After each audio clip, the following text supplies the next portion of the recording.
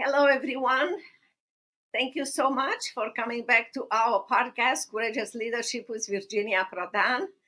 We love the fact that you are sending us your comments. You are so involved in everything, every podcast that we have done so far. So we hope that you will be involved in this one too. And we are glad to have you. For those new ones that are coming to our podcast right now, I am Virginia Prodan, the host of Courageous Leadership with Virginia Prodan. I am an international human rights attorney, an author, a Tyndale House publisher who published my book, Saving My Assassin. It's my memoir. You can find it at virginiaprodanbooks.com/product/book, and tells a story about life under socialists and communists. As an attorney, I defended human rights and Christians under communists. I am the host of this podcast, and I love to train and teach you to live a life of significance and success. That it's possible. It is possible in the power of Christ, and it's possible to do it in America. Even though in the last 30 something years that I have been here, I have watched America being changed in a negative way in so many ways. But still, America still remain the best country in the world. And I know our guest, Mr. Jason Ho, will tell you this. He is the CEO and founder of Teclium.com. He is a recognized leader in semiconductor technology, specialized in integrated circuit design and emphasize on real life AI technology. One thing that impressed me the most in his bio is the fact that he has experience leading custom chip design for the F-35 fighter jet that make him unique in and qualified to comment on everything about the AI, national security, technology innovation, and many others. But before we start talking about all of this, I would love for our audience to know a little bit about you. As we talked before we started this podcast, you were born in Taiwan. You know the power and the atrocities of communists and socialists. You came to America when you were 27 years old, and you know the benefits of America. Can you tell us a little bit about your history and your parents and how you came to America? I think I have a unique background, and my father was the national general, and he fought with American soldiers side by side during World War II. My father took over Taiwan back to 1945 from the U.S. Army, and Chiang Kai-shek, and that's the very famous leader in the Chinese recent history, took Taiwan 1949 because my father was not aligned with Chiang Kai-shek, even they are same nationalist. And so my father was put in jail, and the U.S. government, the people my father know, they helped my family. They moved to America, and I've been left alone in Taiwan because I have a huge gap with my family. In the back to I think the 1960s, 1970s, we must do a military service before we can leave the country. So my family came to America first. I was grew up alone in Taiwan. So I have a very unique background and also understand the reality of the society more than probably anyone So you in that came period. when you were 27 years old? Yes, I came to America, and because my family they're all here, I came here. I received the permanent residence from my family, and I studied in the Penn State University. That started to change my life. That's how I get involved F-35 program. Yeah, it's one of we have a lot of things in common about that. I came to America not knowing any word in English because it was against the law in communist Romania to learn English. If you learn English, you're supposed to be an enemy of the state. So we didn't learn English. I knew five other languages, but not English.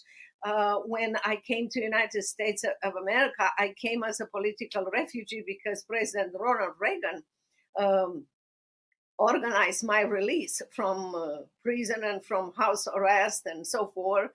And I didn't know one word in English. I didn't have any money. By the grace of God, I learned English. I went back to law school, this time in Dallas, Texas at SMU. So I graduated twice from law school, one in Romania and one from America.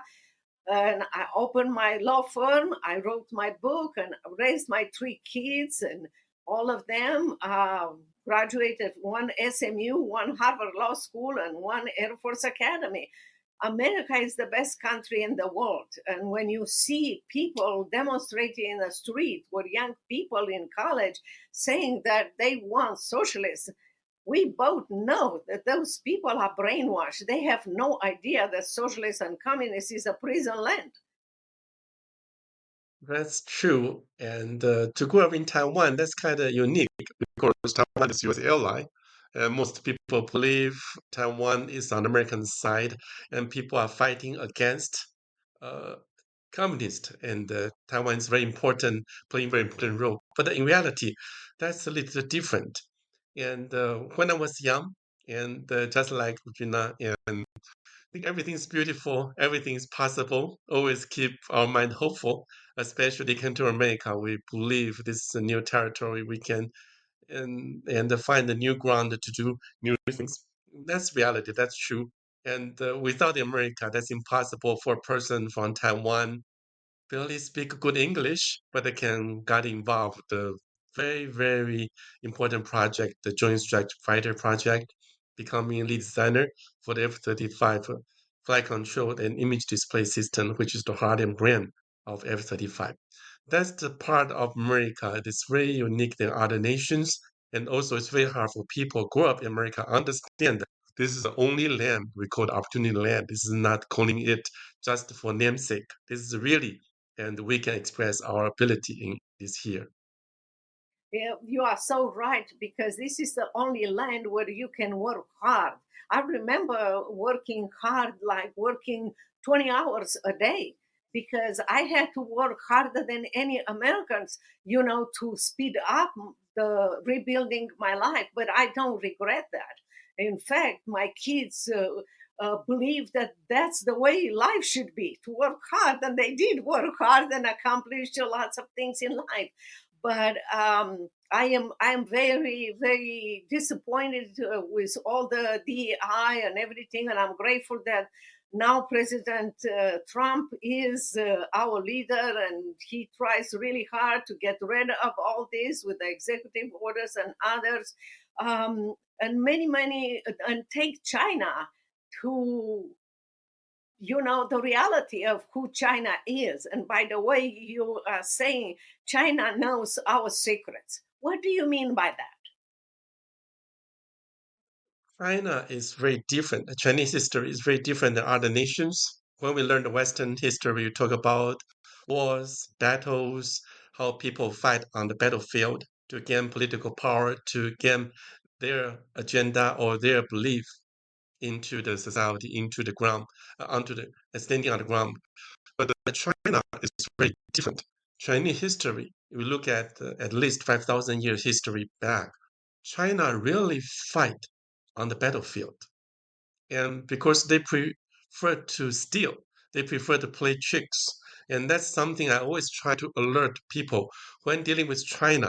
This is not a traditional war people are facing. And this is a very, very different type of practice, which Westerner is not familiar with, especially when we've been brainwashed, we've been educated under the American education system, and we are really easy to forget how China using all type of method, all type of possible means to change our society. So for Americans, that they have no idea, about this. They never learn. They some of them they don't want to learn.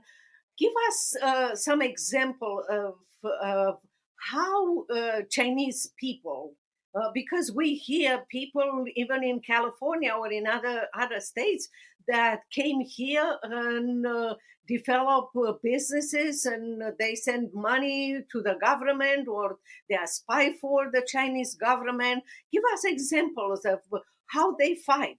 So maybe we don't even pay attention to that. First, we have to understand. Always, I try to explain the first difference is Chinese carry no flags. It means they can be any side if necessary. Just like in China back to the early and the 1900s and the early 20th century. And most communist leader, they are also nationalist leaders. And very difficult for American to understand.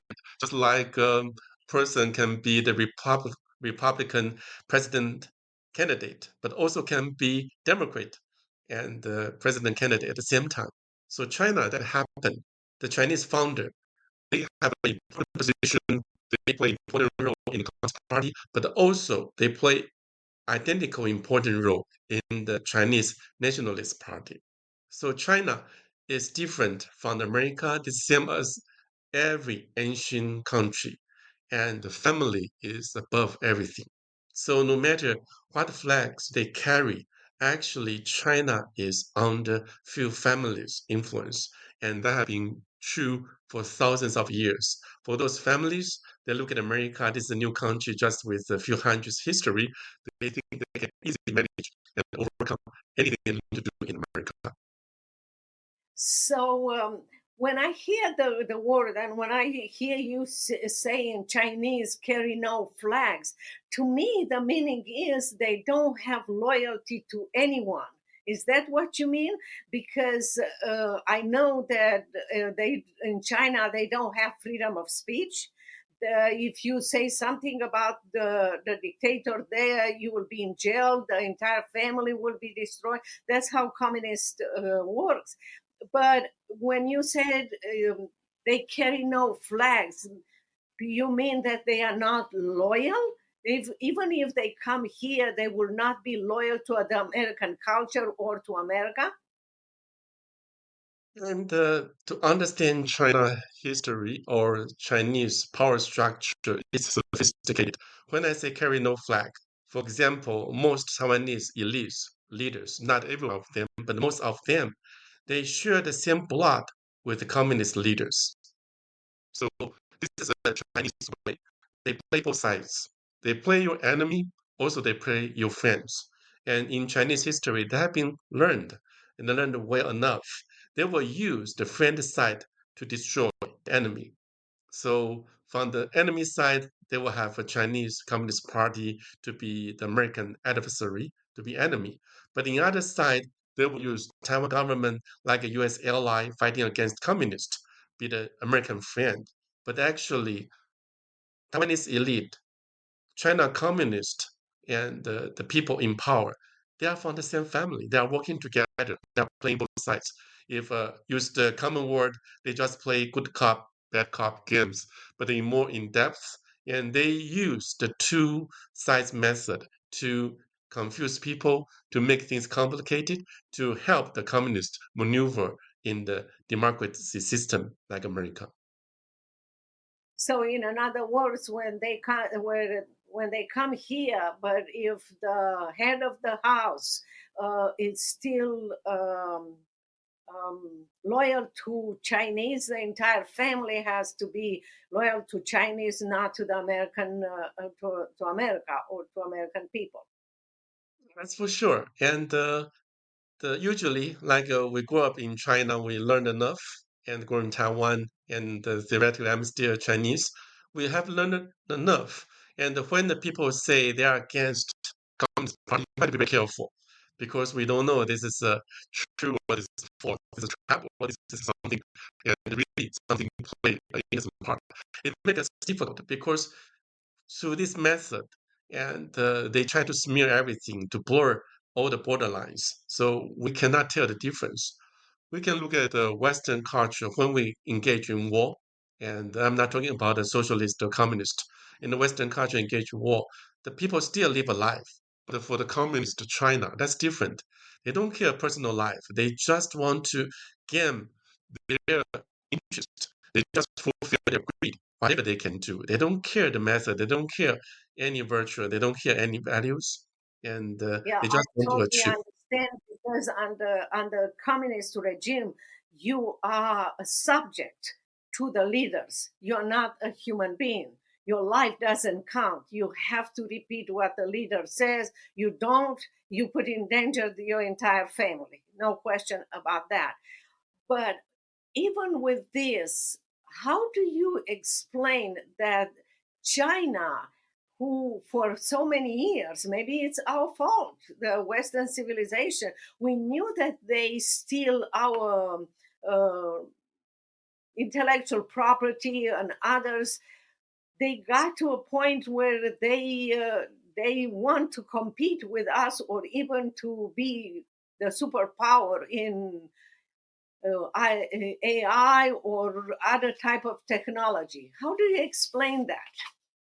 So first, I want to let people know semiconductor industry, also the communication industry. That's two important industries. Back to 1978, I wrote in my book, Deng Xiaoping already targeted those two industries. That's very, very early years, 1978. He targeted those two industries, must gain control of those two industries to fulfill their greed to control the world. And to do that, we look at the semiconductor industry today. Every leader of the semiconductor companies, we talk about NVIDIA, AMD, TSMC, Taiwan Semiconductor Manufacturing Corporations, they are all blood connected.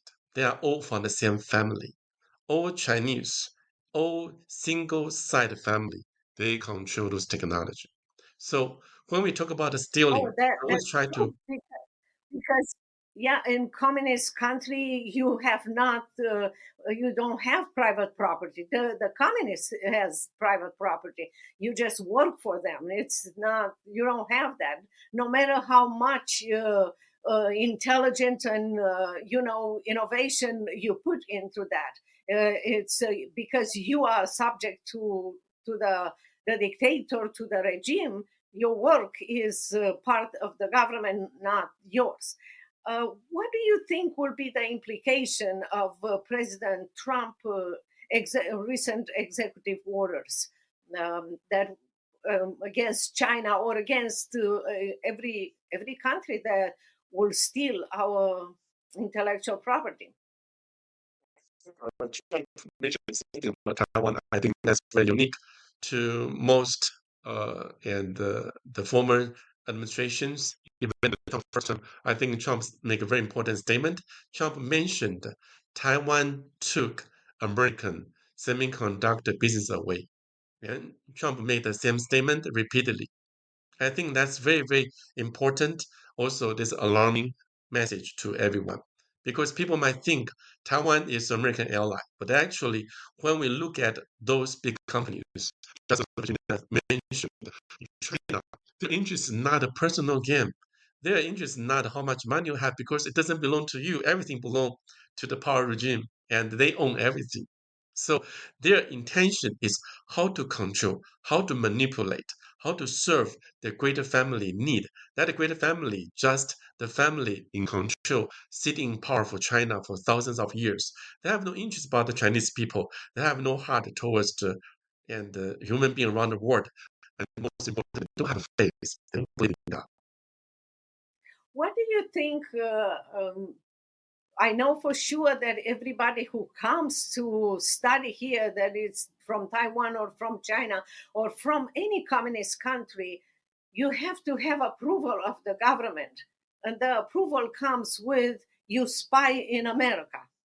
So, how do we look and see those foreign students coming to America? You know, many of us, we invite them in our home, we support them and everything. What's the best approach? always let people know China is not a free country. I think Virginia knows that very well. Not everyone can come to America to study. To get a passport, you need a government approval. You need to go through a lot of inquiries to make sure you'll be loyal or you'll be stupid enough to follow the communist propaganda. If you don't fulfill those tasks, and you won't be able to come to America to study. So people just say those Chinese wrote them, I think this is China, this is how China does, or this is how China goes. It is not. Those Chinese is a unique segment of China's society that only counts about 3% of Chinese population.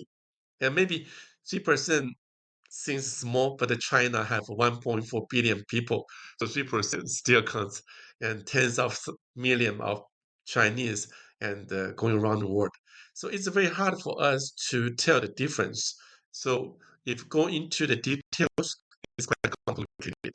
But most people outside China have to pay attention because everyone can come out, as Virginia mentioned. What is the role of the private sector investment in driving AI innovation in So America?